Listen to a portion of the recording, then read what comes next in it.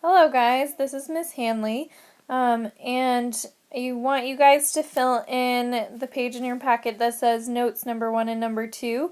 This will correspond with assignment 1. So we're going to look at a little bit of Algebra 1 review, where you are converting linear equations from slope-intercept form into standard form. So let's go ahead and check it out.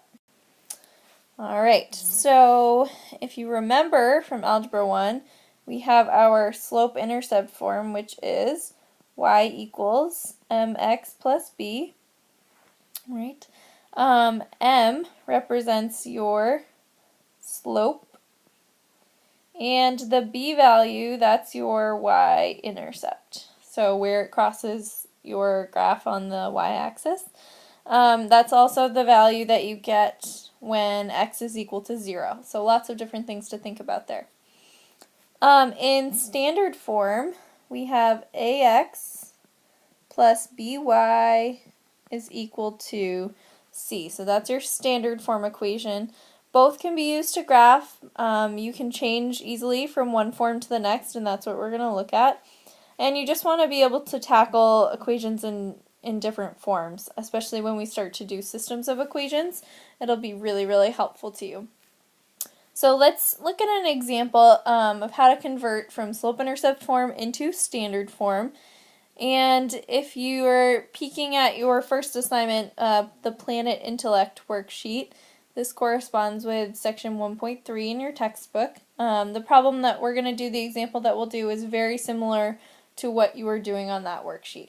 Alright, so let's say we have a slope that is 1/2, and then we have a y-intercept, so a b value of -4.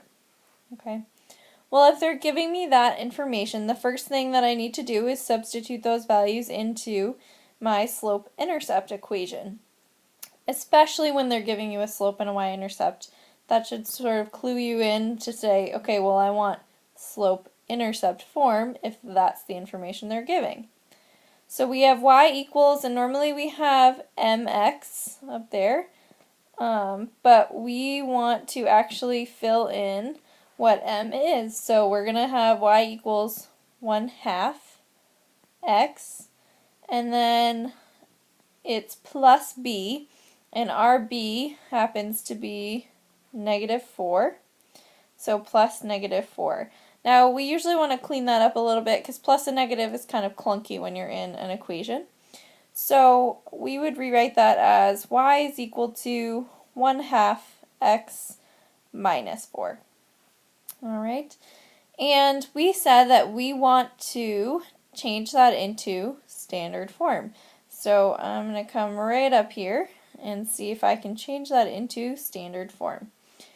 Well, if you look at standard form, ax and by, those two things are on the left-hand side of the equation, and that's where your two variables are, just like you have y and x in your slope-intercept equation. And then c out here, that's your constant. C stands for constant. So on the right-hand side of our equation, the only thing we want is a number, no variables. So when I look at slope-intercept form, y is already on the left-hand side. X is on the right though, so that's the guy I want to move over to the left.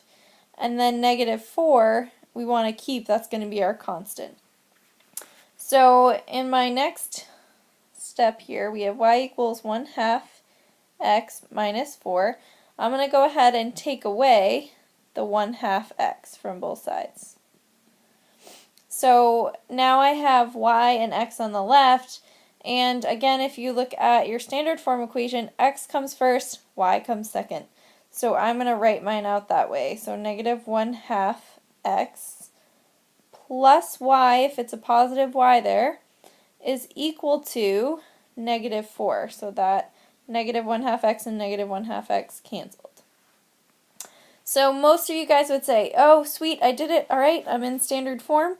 But there are actually a couple other rules, if you remember, from Algebra 1. So let's look at those really quickly and we'll finish changing this one over.